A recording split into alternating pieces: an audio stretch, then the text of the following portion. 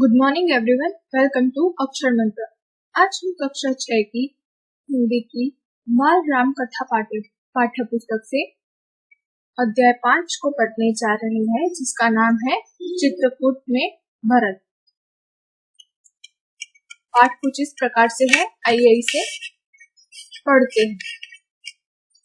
भरत कैकेयी राज्य में थे, अपनी ननिहाल में, यानी अपनी नानी के घर को ननिहाल कहा जाता है। अयोध्या की घटनाओं से सर्वथा अनभिज्ञ, यानी उन्हें अयोध्या में जो भी कुछ हुआ था वह उन्हें बिल्कुल पता नहीं था कि वहां पर क्या हुआ है। अनजान थे वो, लेकिन वे चिंतित थे। उन्होंने एक सपना देखा था, पर उसका अर्थ पूरी तरह समझ नहीं पा रहे थे। संगी साथियों के साथ बातचीत में उन्होंने कहा, मैं नहीं जानता कि उसका अर्थ क्या है। यानी उनके साथ जो लोग रहते थे उनसे भी उन्होंने बात की। मैंने देखा कि समुद्र सूख गया, चंद्रमा धरती पर गिर पड़े, वृक्ष सूख गए, एक राक्षसी पिता को खींचकर ले जा रहे हैं। वे रथ पर बैठे हैं, रथ गधे खींच रहे हैं। जिस समय भरत मित्रों को अपना सपना सुना रहे थे, ठीक उसी समय अयोध्या से घुड़सवार दूत वहां पहुंचे। घुड़सवारों ने छोटा रास्ता चुना था जल्दी पहुंचने के लिए। भरत को संदेश मिला, वे तत्काल अयोध्या जाने के लिए तैयार हो गए, यानी तुरंत ही। ननिहाल में भरत का मन नहीं लग रहा था, उचट गया था। वे अयोध्या पहुंचने को उतावले थे, यानी वो बहुत जल्दी में थे। कैकेयी राज ने भरत को विदा किया, 100 रथों और सेना के साथ। उन्हें घुड़सवारों से अधिक समय लगा, लंबा रास्ता पकड़ना पड़ा। सेना और रथ खेतों से होकर नहीं जा सकते थे। वे 8 दिन बाद अयोध्या पहुंचे। नदी पर्वत लांघते मतलब पार करते थे, थके हुए और चिंतित, यानी चिंता में। भरत ने अयोध्या नगरी को दूर से देखा। नगर उन्हें सामान्य नहीं लगा, बदला बदला सा था। अनिष्ट की आशंका उनके मन में और गहरी हो गई। यह मेरी अयोध्या नहीं है, क्या हो गया है इसे? उन्होंने पूछा। सड़कें सूनी है, यानी सड़क पर कोई नहीं था। बाग बगीचे उदास है, सब लोग कहाँ गए? वह तुमुल नाद कहाँ है? पक्षी भी कलरव नहीं कर रहे हैं, इतनी चुप्पी क्यों? किसी ने भरत के प्रश्नों का उत्तर नहीं दिया, यानी किसी ने भी जवाब नहीं दिया। नगर पहुंचते ही भरत सीधे राजभवन गए, महाराज दशरथ के प्रासाद की ओर। महाराज वहां नहीं थे, फिर वे कैकेयी के महल की ओर बढ़े। माँ ने आंखें बढ़कर पुत्र को गले लगा लिया, परंतु भरत की आंखें पिता को ढूंढ रही थी। उन्होंने माँ से पूछा, पुत्र तुम्हारे पिता चले गए हैं, यानी कि उनकी माँ ने उनसे कहा कि उनके पिता चले गए हैं वहां जहाँ एक दिन हम सबको जाना है। उनका निधन हो गया है, यानी उनकी मृत्यु हो चुकी है। भरत यह सुनते ही शोक में डूब गया, पछाड़ खाकर गिर पड़े, विलाप करने लगे। माँ कैकेयी ने उन्हें उठाया, ढांढस बंधाया, यानी हौसला बढ़ाया। कहा, उठो पुत्र, यशस्वी कुमार शोक नहीं करते। तुम्हारा इस प्रकार दुखी होना उचित नहीं है, यानी ठीक नहीं है, राजगुणों के विरुद्ध है। अपने को संभालो, यानी खुद को संभालो। क्या से क्या हो गया? भरत यह मानकर चल रहे थे कि पिता राज्याभिषेक की तैयारियों में व्यस्त होंगे। सब कुछ उल्टा हो गया। उन्होंने मेरे लिए कोई संदेश दिया? भरत ने माँ से पूछा। नहीं। अंतिम समय में उनके मुंह से केवल 3 शब्द निकले, हे राम, हे सीते, हे लक्ष्मण। तुम्हारे लिए कुछ नहीं कहा। भरत व्याकुल थे। विकलता बढ़ती ही जा रही थी। वह तुरंत राम के पास जाना चाहते थे। महाराज ने उन्हें वनवास दे दिया है। 14 वर्ष के लिए सीता और लक्ष्मण भी राम के साथ गए हैं। कैकेयी ने भरत का मन पढ़ते हुए कहा। वह चाहती थी कि भरत यहाँ से सीधे राम के पास ही जाएंगे, परंतु वनवास क्यों? भ्राता राम से कोई अपराध हुआ, यानी भाई राम से कोई अपराध हुआ था, ऐसा भरत ने अपनी माता से पूछा। राम ने कोई अपराध नहीं किया। महाराज ने उन्हें दंड भी नहीं दिया। इसके लिए मैंने महाराजा दशरथ से प्रार्थना की थी। मुझे तुम्हारे हित में यही उचित लगा, यानी यही ठीक लगा तुम्हारे लिए। मैं तुम्हारा अहित नहीं देख सकती थी, यानी तुम्हारे साथ कुछ गलत हो यह वो नहीं देख सकती थी, कैकेयी ने कहा। वरदान की पूरी कथा सुनाते हुए उन्होंने कहा, उठो पुत्र, राजगद्दी संभालो। अयोध्या का निष्कंटक राज्य अब तुम्हारा है। भरत अपना क्रोध रोक नहीं सके, चीख पड़े, यह तुमने क्या किया माते? ऐसा अनर्थ, घोर अपराध, अपराधिनी हो तुम। वन तुम्हें जाना चाहिए था, राम को नहीं। मेरे लिए यह राज्य अर्थहीन है, यानी जिसका कोई अर्थ ही ना हो। पिता को खोकर, भाई से बिछड़कर नहीं चाहिए मुझे ऐसा राज्य। इस बीच मंत्रीगण और सभासद भी वहां आ गए। भरत बोलते रहे, तुमने पाप किया है माते। इतना साहस कहाँ से आया तुम में? किसने तुम्हारी बुद्धि भ्रष्ट की? उल्टा पाठ किसने पढ़ाया? यह अपराध अक्षम्य है, यानी इस अपराध की कोई क्षमा नहीं है। मैं राजपद नहीं ग्रहण करूंगा, यानी मैं राजगद्दी पर नहीं बैठूंगा। तुमने ऐसा सोचा कैसे? सभासदों की ओर मुड़ते हुए भरत ने हाथ जोड़कर कहा, आप भी सुन ले, मेरी माँ ने जो किया है उसमें मेरा कोई हाथ नहीं है, यानी इससे मेरा कोई लेना देना नहीं है। मैं राम की सौगंध खाकर कहता हूँ, यानी राम की कसम खाकर कहता हूँ, मैं राम के पास जाऊंगा, उन्हें मनाकर लाऊंगा, प्रार्थना करूंगा कि वे गद्दी संभाले, मैं दास बनकर रहूंगा। भरत बहुत उत्तेजित हो गए, स्वयं पर नियंत्रण नहीं रख सके। बोलते बोलते उनकी सांस उखड़ने लगी। वे चकराकर धरती पर गिर पड़े, यानी वो मूर्छा में हो गए। सुध बुध लौटी तो भरत रानी कौशल्या के महल की ओर चल पड़े। उनसे लिपटकर बच्चों की तरह बिलख कर रोए, यानी वो बहुत रो रहे थे।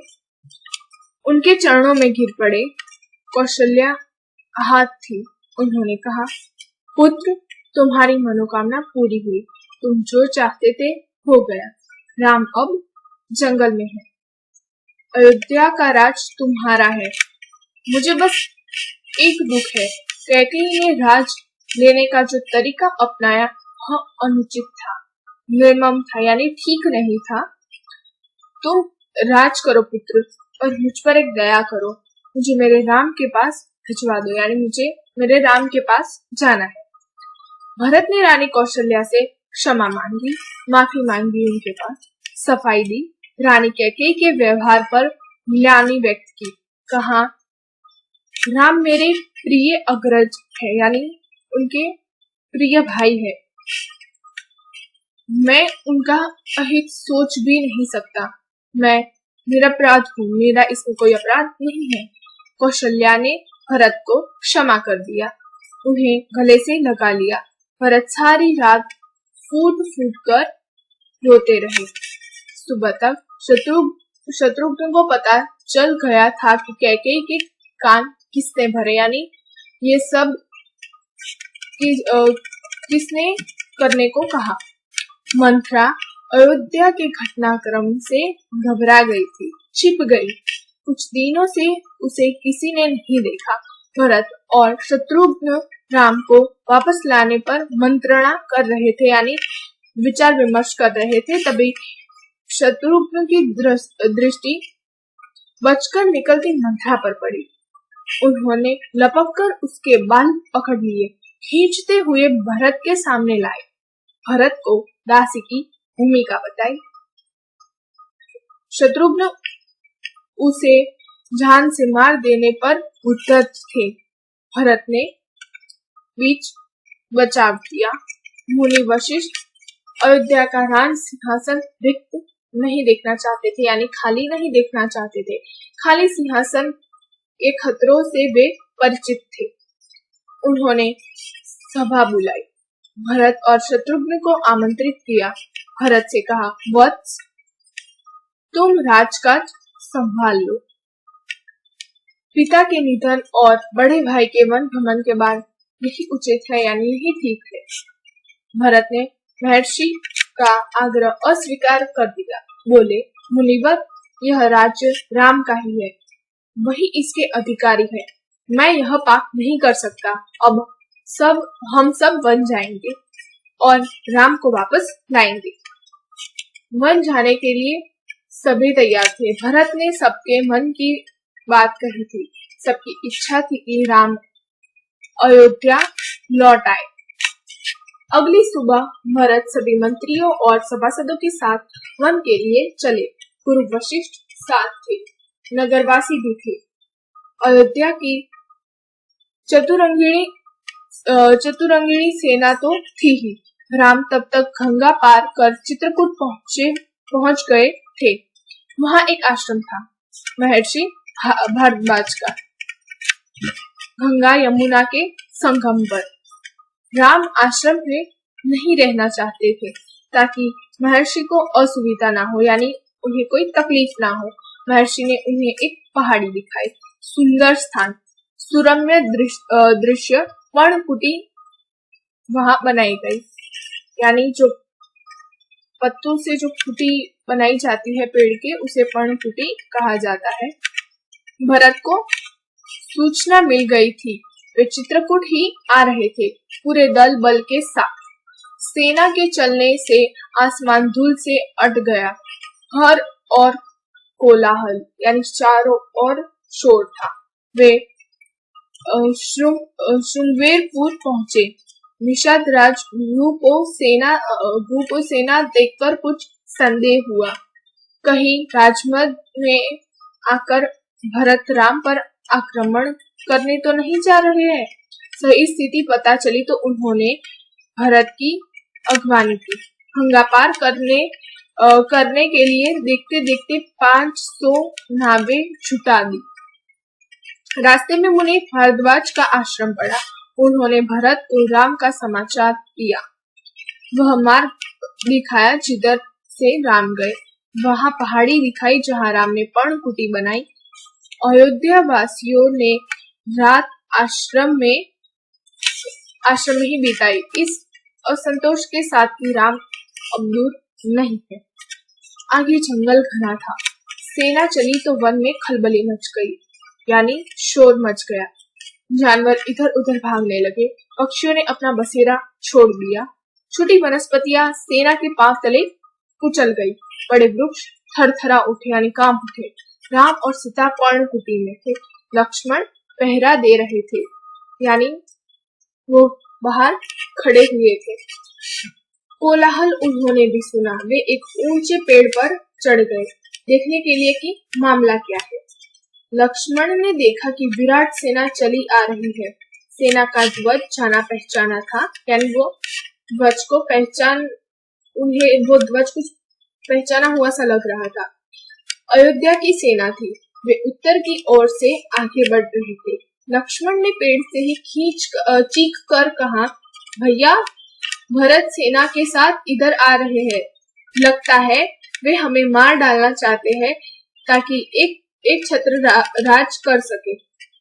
राम कुटी से बाहर आए। उन्होंने लक्ष्मण को समझाया, भरत हम पर हमला नहीं करेगा, कभी नहीं।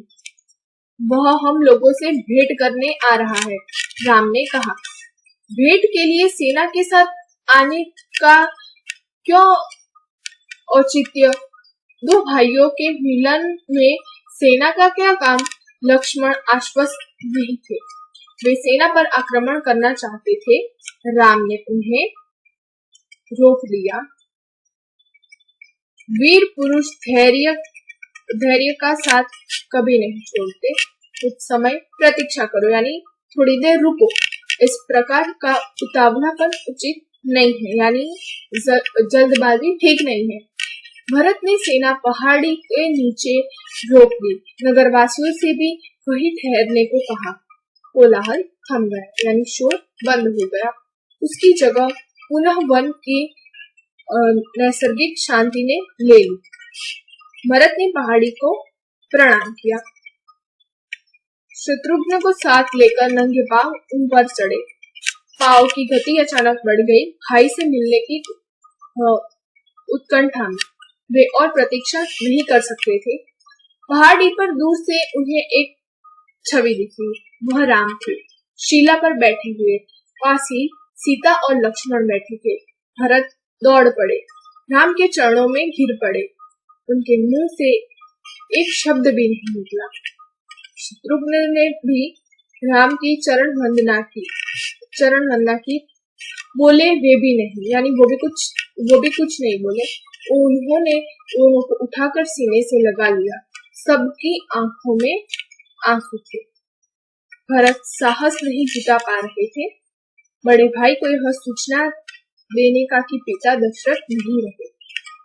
एक दुखद समाचार है भ्राता, यानी एक बहुत ही दुख भरा समाचार है भाई। बहुत कठिनाई से उन्होंने कहा, पिता दशरथ नहीं रहे। आपके आने के 6ठे दिन दुख में प्राण त्याग दिए। राम स्तन रह गए, यानी वो कुछ कह नहीं पाए, शोक में डूब गए। राम को पता चला कि भरत के साथ केवल सेना नहीं आई है, नगरवासी आए हैं, गुरुजन है, माता है, कैकेयी भी। राम लक्ष्मण पहाड़ी से उतरकर उनसे भेंट करने आए, सबसे स्नेह से मिले। सीता को तपस्विनी के वश में देखकर माताएं दुखी हुई। राम ने कैकेयी को प्रणाम किया सहज भाव से। कैकेयी मन ही मन पछता रही थी, यानी उनके मन में बहुत पछतावा था और उन्हें दुख हो रहा था।